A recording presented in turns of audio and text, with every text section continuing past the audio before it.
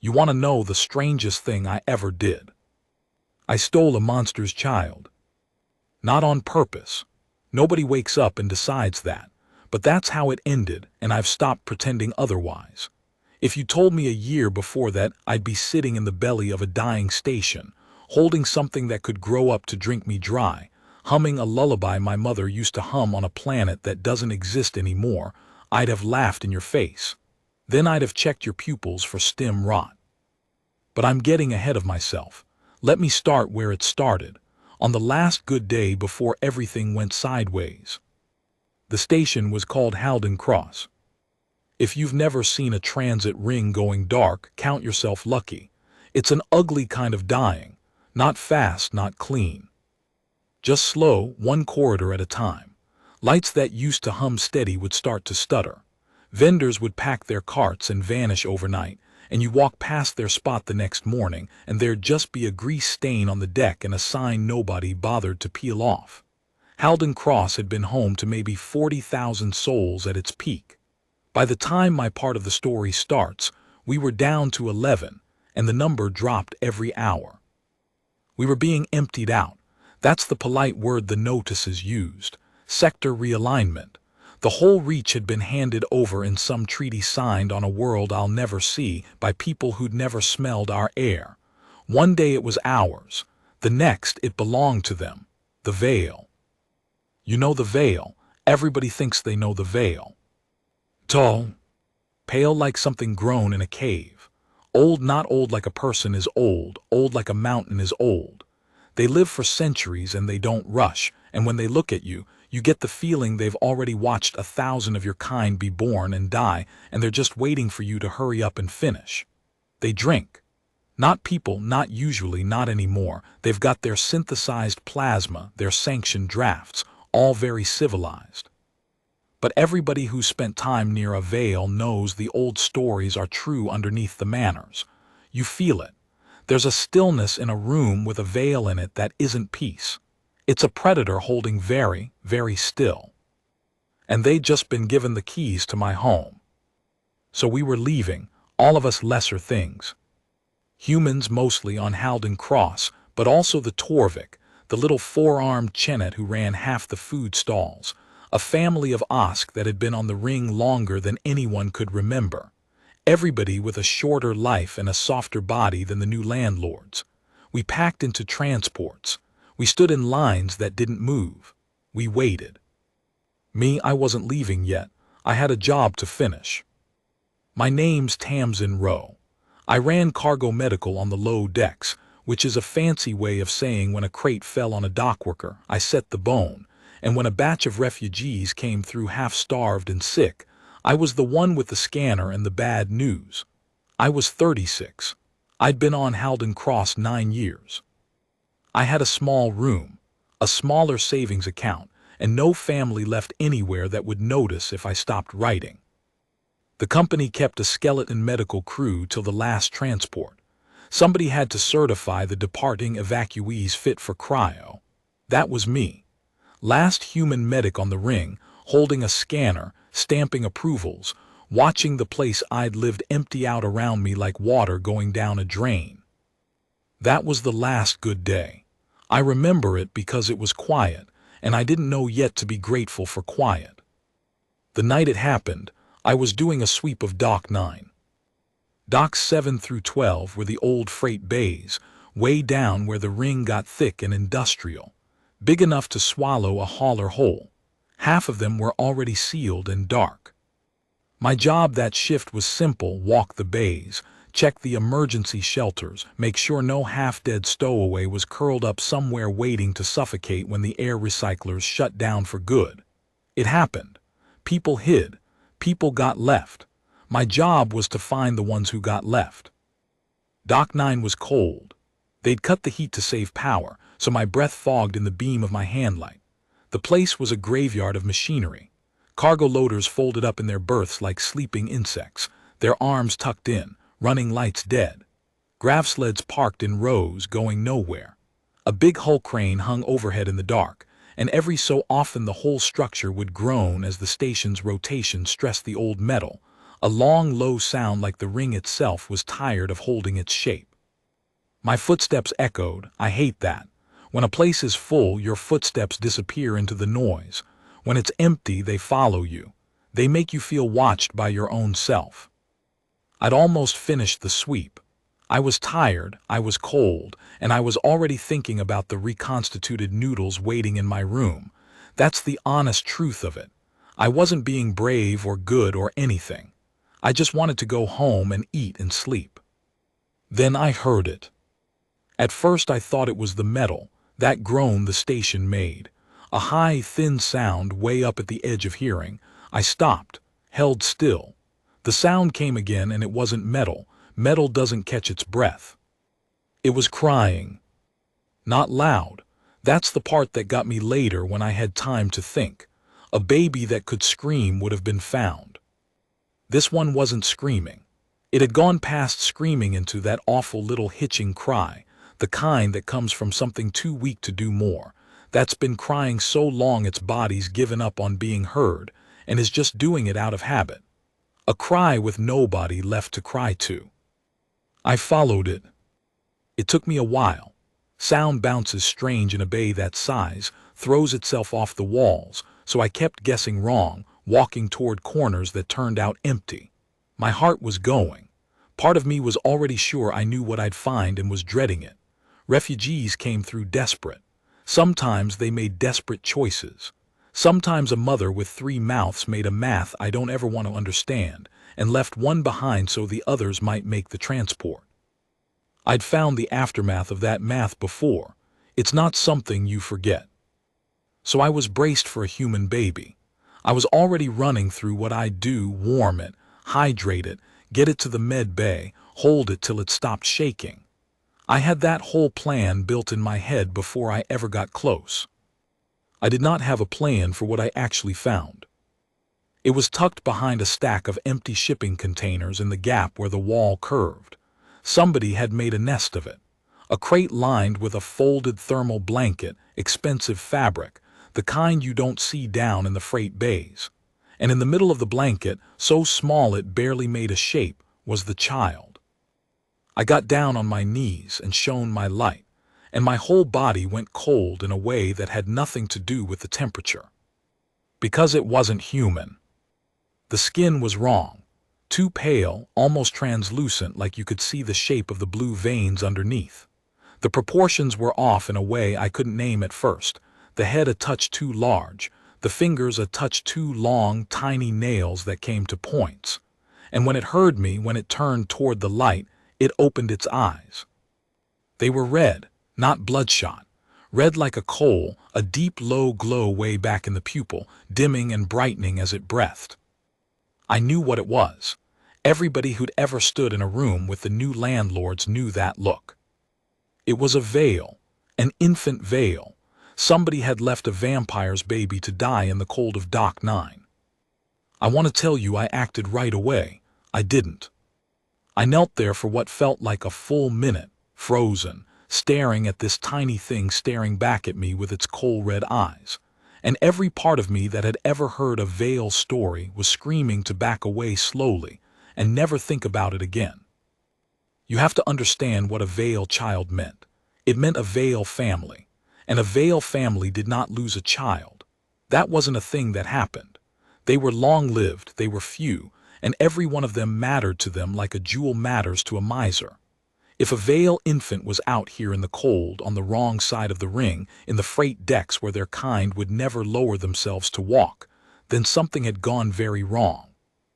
And whatever had gone wrong, it was the kind of trouble that a human cargo medic wants no part of. I told myself all of that. I told myself to walk away. And then the baby did the thing that undid me. It reached for me. It couldn't have known what I was. To it I was a blur and a light and a warmth in a cold place. But it lifted one of those tiny, too long-fingered hands out of the blanket and reached toward my face, toward the light, and its little mouth worked, and it made that broken, hitching cry one more time, and I swear to you, whatever's wrong with me, whatever hole in my head made me a medic instead of anything sensible, that was it. That was the moment the leaving it there option quietly died and never came back.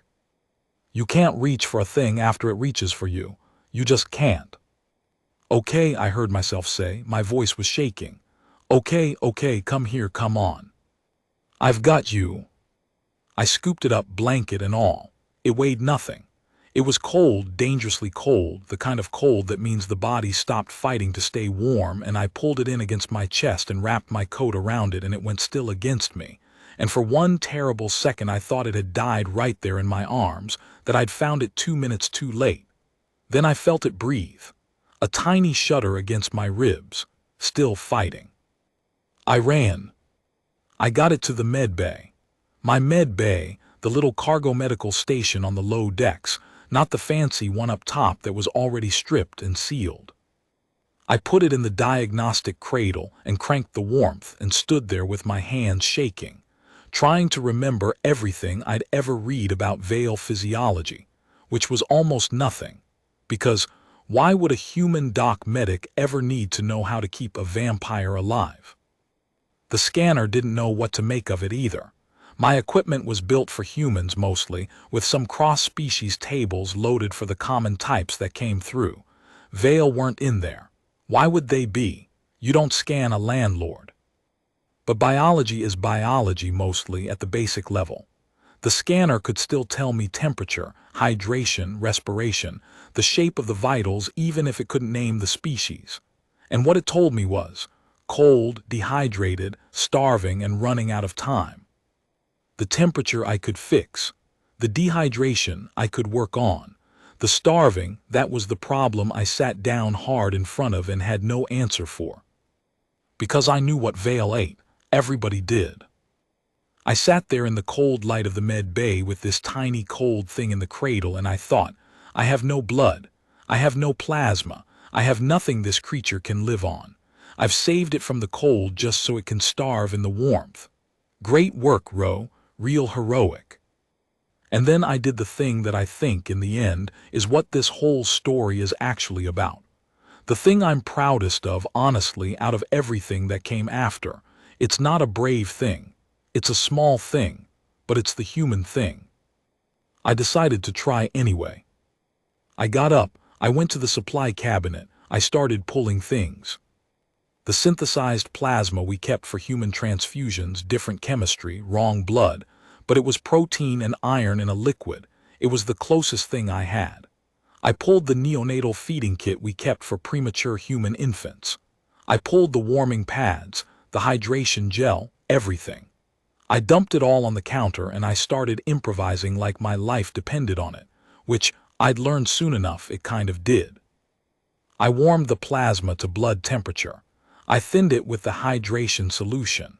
I loaded it into a soft-tip neonatal feeder, the kind you use on a preemie 2-week to suck. And I picked the baby back up, and I cradled its head in the crook of my arm the way you do. The way your body just knows how to do even if you've never had one of your own, and I touched the tip of the feeder to its lips. Nothing. It was too weak. It just lay there, eyes half closed, that red glow gone dim and slow. Come on, I whispered. Come on, little one, please just try just a little for me. I worked a drop onto its lips, waited, another drop.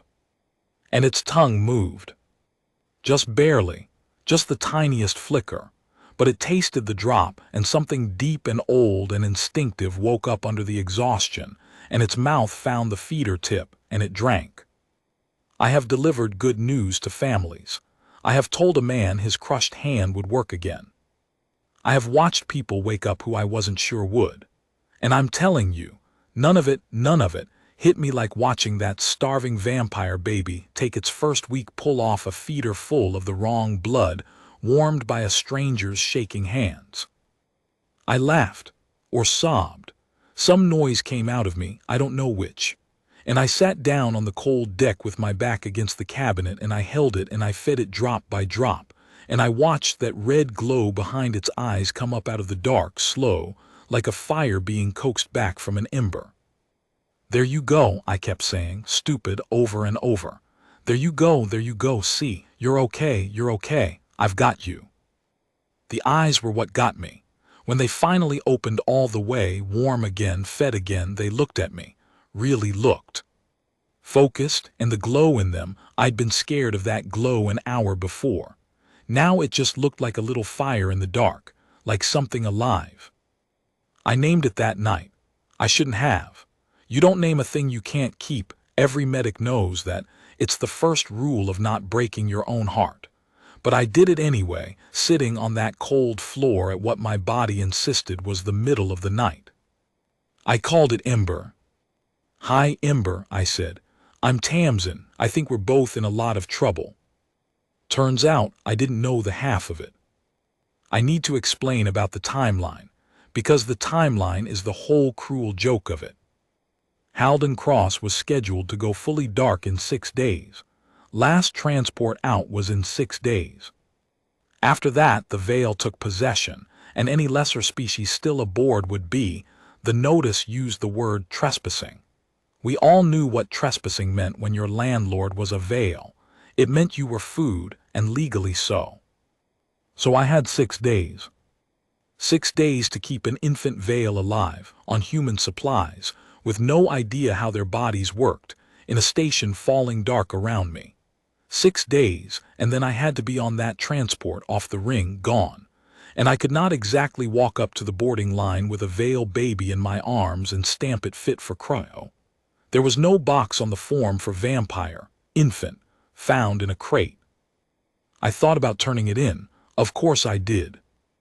I'm not a saint, I'm not even especially good, I just didn't have it in me to leave a thing to die once it had reached for me. But turning it in to who? The Veil weren't here yet, not the civilian ones, just their advance enforcement, the soldiers who ran the handover. And you did not walk up to a Veil soldier and hand them a Veil infant you'd found in a human freight deck. Not without a story that explained how it got there. And I didn't have that story.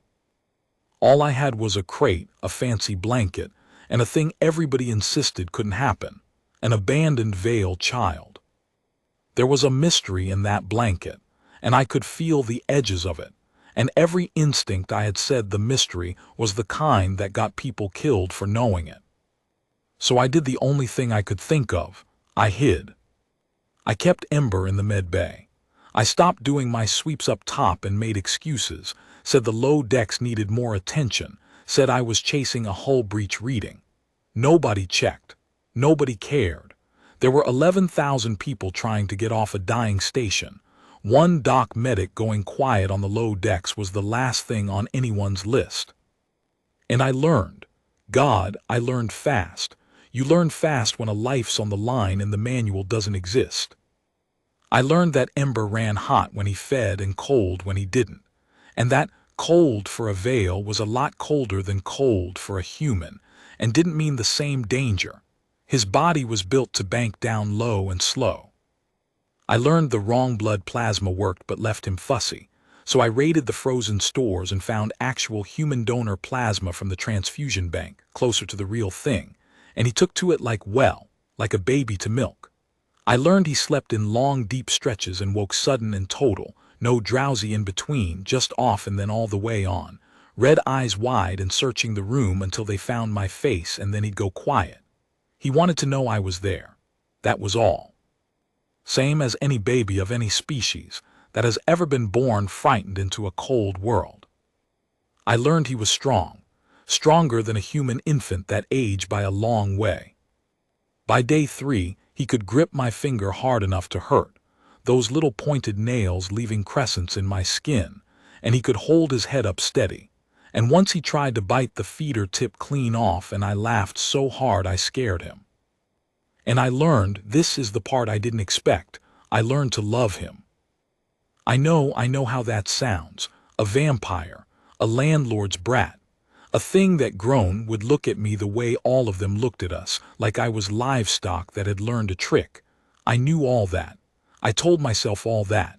And it didn't matter even a little, because love doesn't check a species chart. You hold a small, warm thing that trusts you completely, that lights up when you walk in, that reaches for your face in the dark. You hold that thing for 3 days and 4 nights, and you feed it and clean it and sing to it and lie awake listening to it breathe, and something in you decides, and it doesn't ask your permission. By the 4th day, I'd stopped thinking of it as the baby and started thinking of him as mine. That was the mistake. Loving him was the mistake. Everything that came after came from that. I don't regret it. On the 5th day, the soldiers came to the low decks. I heard them before I saw them. You always hear the veil before you see them, but not the way you'd think. It's not noise. It's the opposite. It's the way the ambient sound of a place changes when they walk into it. The little background hum of a station, vents, machinery, the murmur of the last stragglers, it doesn't stop, but it seems to. It gets thin, like the air itself is holding still. I was in the med bay. Ember was asleep in the cradle, red glow banked low, that little chest rising and falling. And I felt the sound change, felt the thinness come down the corridor toward me, and I knew before I looked that they were here. I did the only thing I could. I killed the med bay's main lights, leaving just the cradle's warmth glow, and I stood in front of the cradle with a data pad in my hands like I was doing paperwork, and I made my face as bored and busy as I could, and I prayed to whatever was left that they'd walk past. The door was open.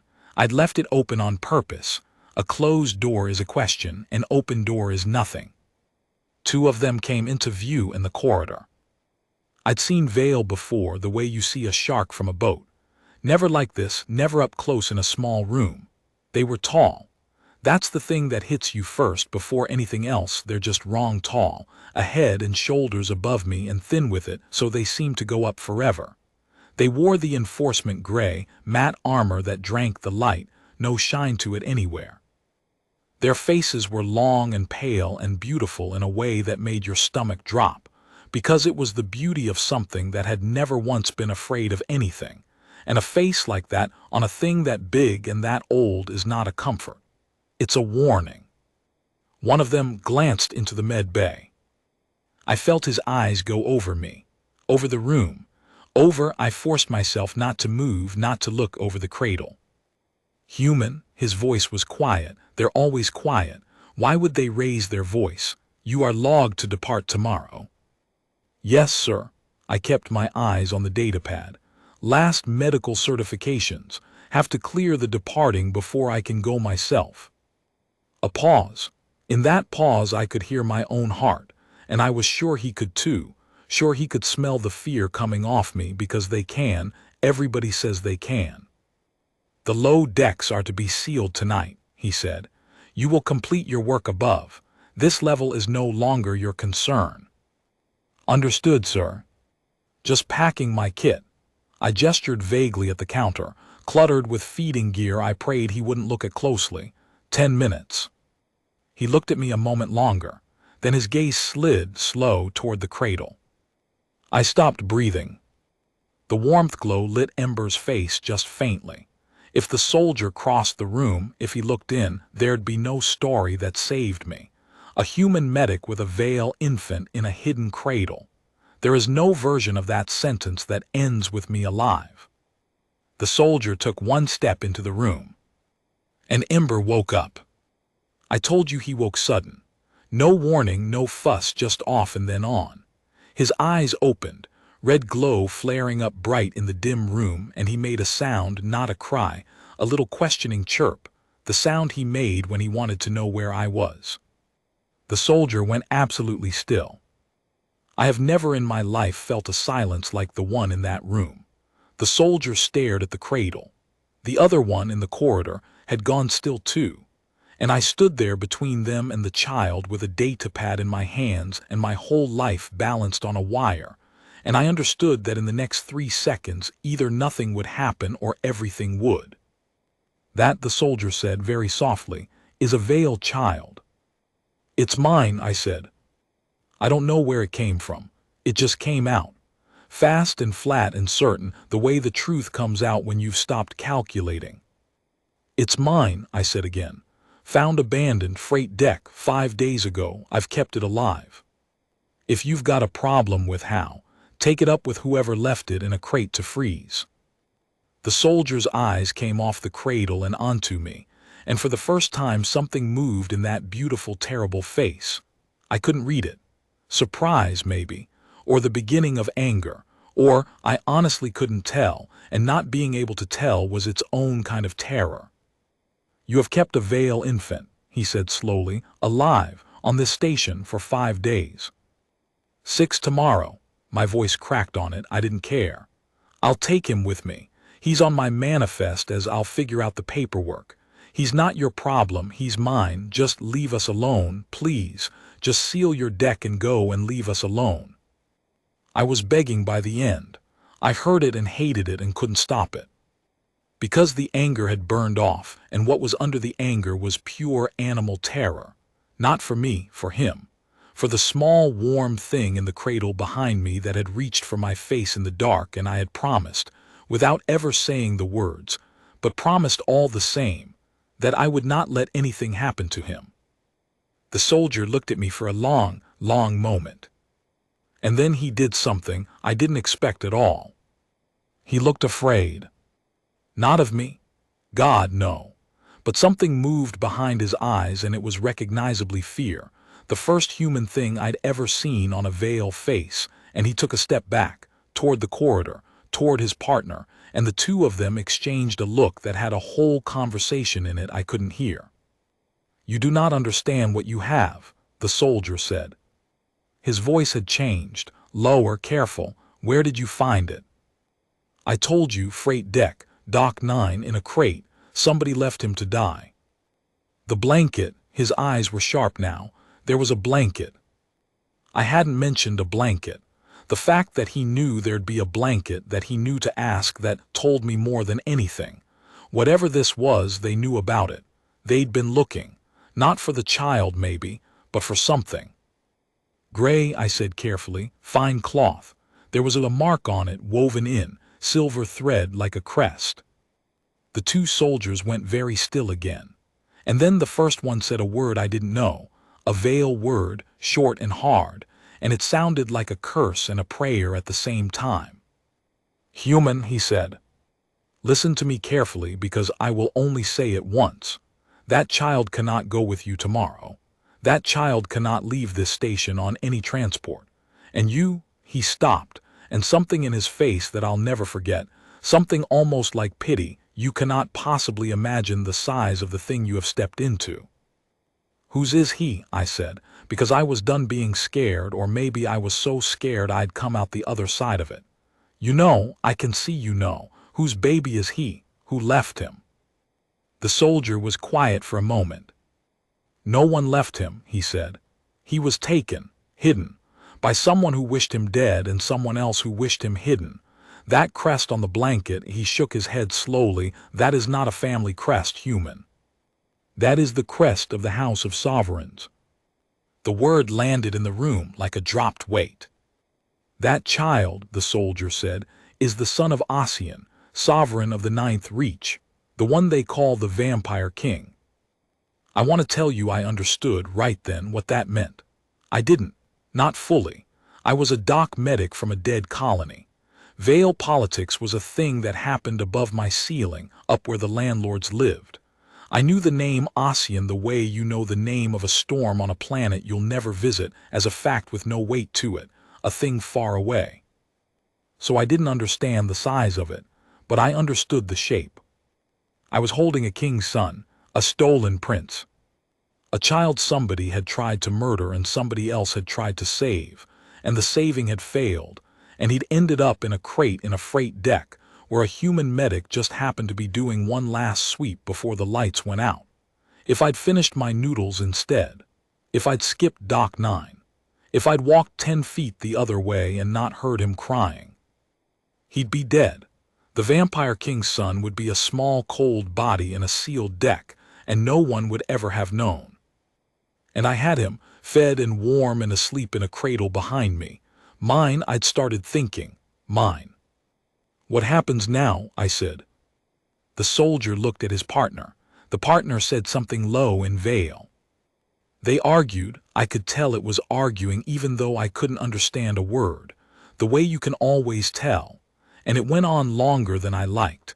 And the whole time I stood in front of that cradle like I could actually stop them if it came to it, which I couldn't, which we all knew. Finally, the first soldier turned back to me. "We are going to make a call," he said, "above our rank, far above it, and then it will be out of our hands and out of yours." He paused. "For what it is worth, human, and I did not think I would ever say this to one of your kind, you have done a thing tonight that no veil in this reach would have done. You found the sovereign's lost son in the dark, not knowing what he was, and you kept him alive because he was small and cold and reached for you." He shook his head slowly. "We would not have done that. We would have known what he was and known the danger and walked away. You did not walk away. You should know that whatever comes of this, that mattered. It will matter." And then he did the last thing I expected, the thing I still turn over in my head on the nights I can't sleep. He inclined his head, just slightly. A beau, a veiled soldier, a landlord, one of the ones who looked at us like livestock. He lowered his head to a human doc medic in a cold med bay on a dying station. "Stay with the child," he said. "Do not run. There is nowhere on this ring you could run that would not make it worse. Feed him.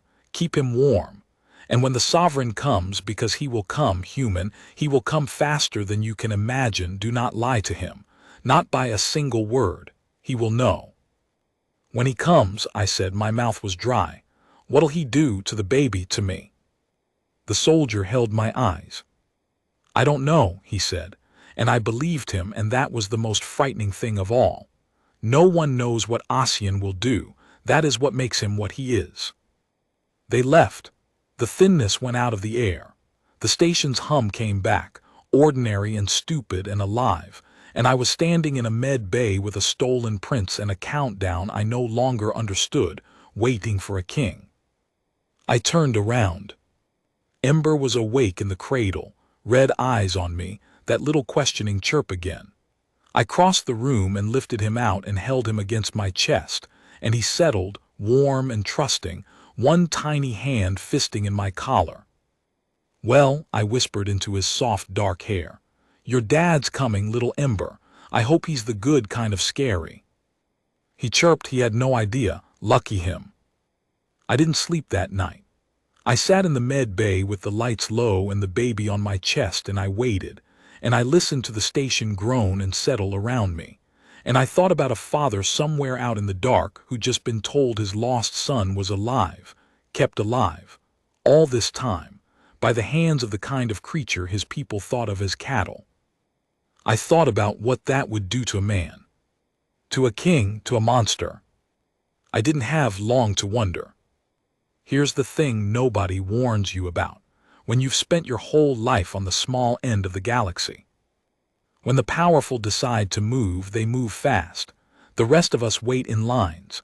We wait for transports, for approvals, for the slow, grinding machinery of a universe that doesn't care about us. But the powerful, the Ossians of the Reach, they don't wait. They arrive. The soldiers said he'd come faster than I could imagine. I imagined a few days. A ship diverted, a course laid in, the long crawl through the dark. He was there in 19 hours. I found out later he'd been closer than anyone knew. That the whole handover of the Reach, the treaty, the emptying of Halden Cross, I found out it hadn't been about territory at all, not really. It had been a search. A quiet, patient, kingdom-sized search dressed up as politics for a child a father refused to believe was dead. Ossian had turned an entire sector inside out looking for his son, and never said why, because a king who admits he's lost his heir admits a weakness his enemies will use. So he'd made it look like a land grab. He'd emptied the ring not to take it, but to find him. And a human medic had found him first. I didn't know any of that yet that last morning. I only knew that at hour 19, the station changed. I felt it the way you feel weather coming. The lights in the corridor outside dimmed and steadied, not a flicker, a bracing, like the station itself was standing up straighter. The hum changed pitch, and then the thinness came, that veiled stillness, but it wasn't two soldiers worth this time. It rolled down the corridor like a tide going out, and every hair on my body stood up, and Ember, asleep on my chest, woke and went rigid and made a sound I'd never heard him make. Not a cry, a tiny keening note, high and strange. He knew, some deep blood thing in him knew. His father was on the ring. I stood up. My legs didn't want to hold me, but they held me. I had Ember against my chest and my back to the cradle and my face to the open door, and I made myself breathe, and I waited. Boots in the corridor, many. The gray soldiers first, a wall of them, moving with that awful silence, and they came into view and split and lined the walls on either side of the med bay door, facing inward, facing me, an honor guard, or a firing line. I couldn't tell which, and maybe there wasn't a difference.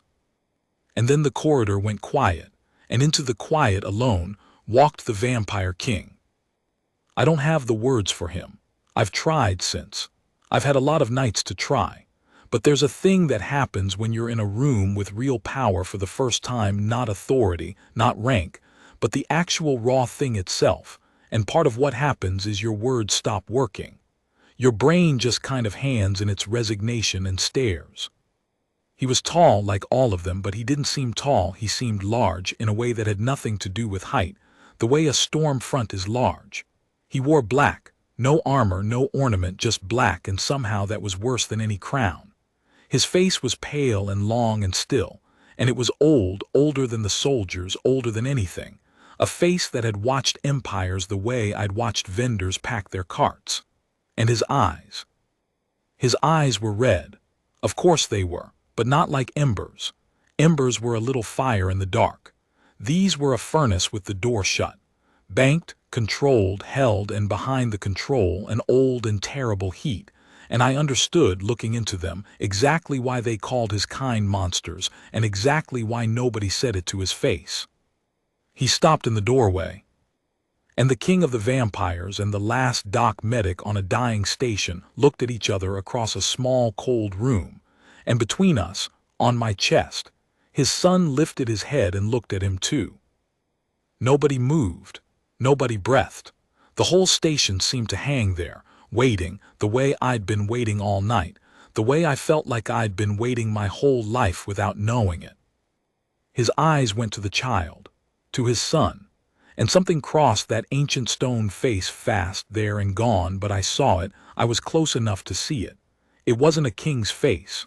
For 1/2 of 1 second it was just a father's, and what was on it was so raw and so human that it broke my heart a little, even then, even scared as I was. Then it was gone, locked away, and the king's furnace eyes came back to me, to the human holding his air. And when he spoke, his voice was very quiet and very cold, and it filled the whole room like water filling a sinking hold. "You," said the Vampire King, "will tell me exactly how my son came to be in your arms." And I opened my mouth to answer. I told him the truth. The soldier had warned me not to lie, not by a single word, he'd said. He will know, and standing there under those furnace eyes I didn't need the warning. Lying to that man would have been like lying to gravity. You could try. It wouldn't change where you landed. So I told him, all of it. The sweep of Dock 9, the cold, the crying I'd almost mistaken for tired metal. The crate behind the shipping containers, the fine gray blanket, the small pale thing with coal-red eyes reaching for my face in the dark. I told him how I'd nearly walked away. I didn't dress it up. I told him the truth of that too, that I'd knelt there scared and calculating, and every sensible part of me had said back away, and that the child had reached for me, and that had been the end of the sensible part. I told him about the wrong blood plasma, the neonatal feeder, the long nights. I told him about the fussing and the feeding and the way Ember woke sudden and total, off and then all the way on, red eyes searching the room for my face. I saw something flicker across the king's stone face at that recognition, maybe. Maybe he'd known a veiled child before. Maybe he'd been one, 1,000 years ago, waking sudden in the dark looking for someone. I told him about the name. I hadn't meant to. It just came out the way the truth does once you've started. Ember, I said. I named him Ember. I know I shouldn't have. You don't name a thing you can't keep. But he was so small and it was the middle of the night and I needed something to call him. The king said nothing. The whole room said nothing. 20 gray soldiers lined the walls and not one of them so much as breathed. And I stood in the center of that silence with a stolen prince against my chest and kept talking, because stopping felt more dangerous than going on. I told him about the soldiers who'd found me, what they'd said, the crest on the blanket, the House of Sovereigns, the word they'd used that sounded like a curse and a prayer. And then I ran out of story, and there was nothing left but the truth of the present moment, which was, I was a human, I was holding his son, and I had no idea if I was about to die. That's everything, I said. My voice had gone rough. That's all of it. I don't know who left him. I don't know why. I just know I found him cold and I couldn't leave him, and I'd do it again. I'd do it again 100 times, and if this is going to go badly for me, then fine, but he's fed, he's warm, he's healthy. I checked him this morning, he's fine. And whatever you do to me, you leave him. Stop. One word, quiet. It stopped me like a wall. The Vampire King crossed the room. I want to tell you I held my ground. I didn't move, but only because my legs had turned to stone, not because I was brave. He came to me slow, unhurried, the way the powerful move, and he was so tall up close that I had to tip my head back to keep my eyes on his, and I made myself do it. I made myself keep my eyes on his, because some animal part of me knew that looking away was the same as baring my throat. He stopped an arm's length from me, and he looked down at his son. Ember looked back up at him. And for a long, long moment, father and son just looked at each other, and I stood between them holding one and staring up at the other, and I have never in my life felt so small or so completely at the mercy of another creature. His eyes were inches from me. I could feel the cold coming off him, the way you feel cold coming off a window in deep winter. I could see this close, the fine old lines around his eyes, the only thing on that ageless face that gave away how old he really was. And I could see him drink in the sight of the child, his lost heir, alive, warm, fed, whole. And I watched 1,000 years of control fight something underneath it and barely win. He is well, the king said. It wasn't a question. He was reading it off the child himself, off some veiled sense I didn't have, off the warmth and the weight and the healthy glow of him. He is thriving. He's a good baby, I said stupidly. He's really strong. He tried to bite the feeder in half yesterday. Something moved at the corner of the king's mouth. It wasn't a smile. It was 1,000 miles from a smile. But it was in the neighborhood where smiles are born, and seeing it there on that face undid something in my chest. May I, the king said. And it took me a second to understand, because it was the last thing I expected a king, a monster, the most powerful creature I'd ever stood near asking me for permission to hold his own son. He was asking because the son was holding on to me.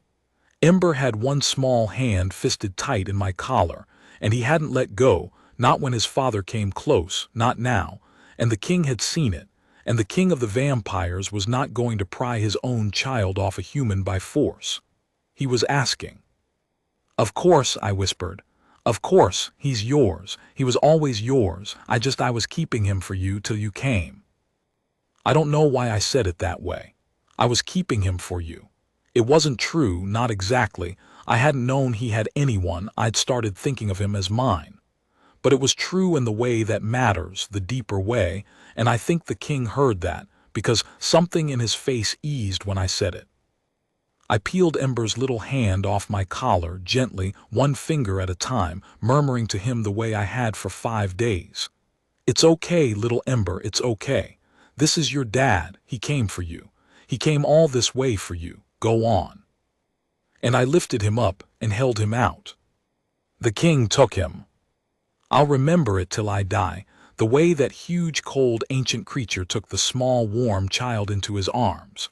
Careful, so careful, like the baby was made of something that could shatter, when in fact, I'd learned the baby was one of the most durable things in that entire reach, and it was the king himself who was, in that moment, breakable. He drew Ember in against his chest, against the black, and he bent his head over him. And for a moment the whole terrible height of him curved down around that tiny thing like a wall going up to keep out a storm. Ember fussed, made his questioning chirp, looked back at me over his father's arm. "It's okay," I told him, and my voice cracked clean in half. "It's okay, I'm right here, little one." The king lifted his head. His furnace eyes found me over the top of his sons, and there was something in them now that hadn't been there when he walked in. "He looks for you," the king said quietly. "He's used to me. 5 days, it's baby's imprint. He'll forget me in a week." "No," said the king, "he will not." And the way he said it, flat, certain, ancient, I believed him, and I didn't know yet whether that was a comfort or a sentence. Then the king's face changed. I felt the temperature of the room drop. Not really, I'm speaking of the other kind of cold, the kind that comes off power when it turns its attention from one thing to another. He'd been a father for a moment. Now he was a king again, and a king with a question, and the question was as cold and hard as the deck under my feet. "Human," he said, "you told me you do not know who left my son to die." "I don't, I swear it. There was just the crate and the blanket, no one was there." "No," his eyes had gone somewhere very dark. "You do not know, but I do." He didn't say it to me, not really. He said it to the room. And the room, the 20 gray soldiers lining the walls went, if it was possible, even stiller than before. And I understood, with a slow crawl of horror, that whatever came next wasn't about me at all.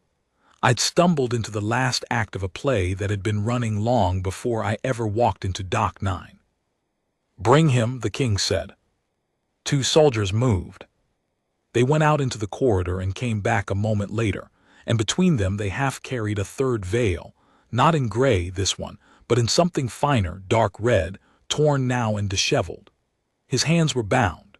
His long, pale face was a mask of fear, and when he saw the king and saw the child in the king's arms, that fear turned into something worse, the particular terror of a creature who has gambled everything and lost. "Kestrel," the king said, just the name, soft as falling ash. The bound veil started talking. Fast, pleading in veil, the words tumbling. I didn't understand a syllable, but I didn't need to. I'd seen that particular performance in every species I'd ever worked with. It was the sound of a guilty thing explaining. It was the sound of "it wasn't me. It wasn't like that. You don't understand, I can explain." "In the human's tongue," the king said. "She earned the truth. She kept him alive while you left him to freeze. She will hear it." And so I heard it. I stood in that med bay and heard the whole rotten thing laid out, and I wished I hadn't, and I'll tell it to you the way I pieced it together, because you've come this far and you've earned it too. His name was Kestrel. He had been the king's own kinsman. A cousin, something like a cousin, one of those tangled veil blood relations that go back centuries. And he'd been for a long time next in the line, before Ember. Before the king's son was born, Kestrel had stood to inherit the 9th Reach, and he'd spent a long life certain it would come to him. And then the king had a son, and everything Kestrel had counted on for 200 years turned to smoke. So he did what small men with big ambitions have done in every species since the first crown was forged. He tried to erase the problem. He couldn't do it openly. A Veil prince doesn't just die, there'd be questions, blood oaths, a hunt that would end with Kestrel's head. So he did it quietly. He arranged for the child to vanish. Not to be killed by his hand, he was too much a coward for that, but to disappear into the vast churning machinery of the Reach, into a transport, into a freight deck, into a crate on a station scheduled to go dark forever. Let the cold do it. Let the empty station do it.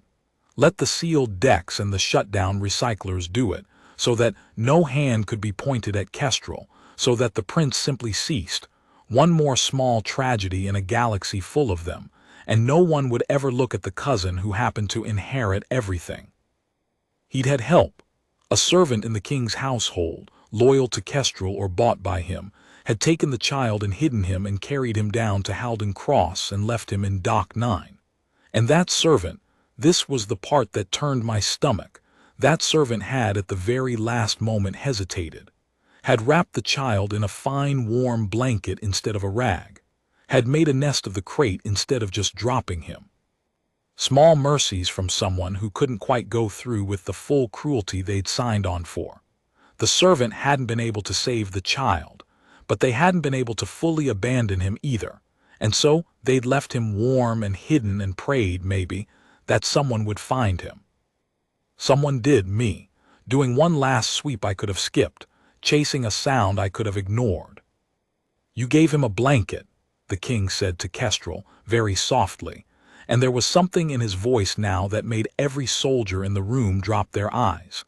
"You could not even be thorough in your treason. You wrapped my son in silk and left him to starve, and you told yourself that made you something other than what you are." Kestrel was weeping now, begging. "And a human found him," the king went on, and his eyes came to me and held me, and there was something enormous behind them. "A human, a doc medic, one of the small, soft, short-lived creatures your kind and mine have spent 10,000 years looking past. She heard him cry in the dark. She did not know what he was. She did not know he was worth anything to anyone. She knew only that he was cold and small and alone, and she could not walk away." His voice dropped lower. "She fed him with her own supplies, warmed him with her own hands, sat with him through 5 nights on a dying station, asking nothing, expecting nothing, knowing that when I came, and she was told I would come, I might well kill her for the crime of having touched him." He looked at Kestrel, and Kestrel looked back at his king, and I watched the last of the pleading die in his face, because he'd finally understood there was nothing left to plead to. "You are Vale," the king said. "Old blood, high blood, my own blood. And when the crown was threatened you reached for murder, and you could not even do that cleanly." And she, one long pale hand lifted, indicated me, this small human standing in a cold room with her heart in her mouth. "She is a human, a day-old thing by our count. And when a life she owed nothing to reach for her in the dark, she gave it everything she had and asked for nothing back." He shook his head slowly. "Tell me, cousin, which of you is the higher creature? Which of you did I lose and which did I find?" Kestrel had no answer. There wasn't one. "Take him," the king said to the soldiers, and his voice had gone flat and final. "He will answer to the full court, every house.